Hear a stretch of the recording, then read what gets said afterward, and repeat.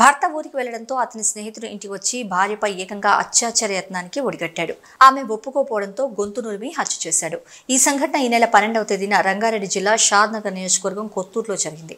సోమవారం కొత్తూరు పోలీసులు మిస్టరీని ఛేదించి నిందితుడిని రిమాండ్కు తరలించారు. శంషాబాద్ ఏసీపీ శ్రీనివాసరావు విలేకరుల సమావేశంలో మాట్లాడుతూ కొత్తూరు మండలం ఇనుముల నర్వ గ్రామానికి చెందిన యాదమ్మ 45 ఏళ్లు కొత్తూరులో అద్దె ఇంట్లో నివాసం ఉంటూ కూలి పనిచేస్తూ జీవనోపాధి పొందేది. ఈ నేపథ్యంలో యాదమ్మ భర్త రామారావు, అతని స్నేహితుడు బాబురావు అడ్డా కూలీలుగా పనిచేసేవారు. రామారావు ఇటీవలే తన స్వగ్రామానికి వెళ్లాడు.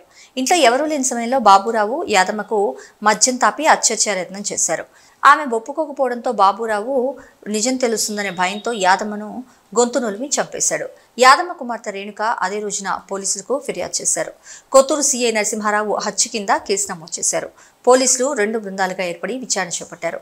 సోమవారం అనుమానాస్పదంగా తిరుగుతున్న బాబురావును పోలీసులు ప్రస్తుతం అదుపులోకి తీసుకుని విచారించడంతో తానే హత్య చేసినట్లు ఒప్పుకున్నాడని, హత్య మిస్టరీని 4 రోజుల్లో ఛేదించడంతో శంషాబాద్ ఏసీపీ శ్రీనివాసరావు, సీఐ నరసింహారావును సిబ్బందిని అభినందిస్తూ రివార్డు అందజేశామని తెలిపారు.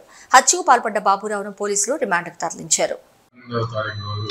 కొత్తూరు పోలీస్ స్టేషన్ లిమిట్స్లో ఒక అనుమానాస్పద ఒక లేడీది ఇన్ఫర్మేషన్ వచ్చింది. దాంతోపాటు రేణుక అనే ఆమె ఒక కంప్లైంట్ ఇచ్చింది. ఆమె mother 60 years old lady Yadamma అని. ఆమె ఇంట్లోనే అనుమానాస్పదంగా చనిపోయి ఉన్నదని చెప్తే దాంట్లో దర్యాప్తు చేయడం జరిగింది. ఆ కంప్లైంట్ మీద మర్డర్ కేసు రిజిస్టర్ చేసి ఇన్వెస్టిగేట్ చేయడం జరిగింది.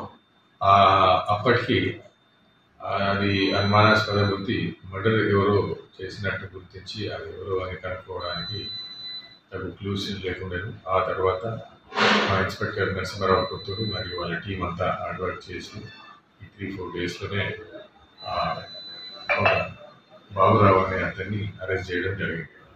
ఈ బాబురావు అనే అతని ఆమె హస్బెండ్ రామారావు మరియు ఆమెతో పాటు 5 ఏళ్ల నుంచి పరిచయం ఉండి వాళ్ళతో పాటు అప్పుడప్పుడు డ్రింక్స్ తీసుకొని వాళ్ళ ఇంట్లో ఉంటుండేవాడు.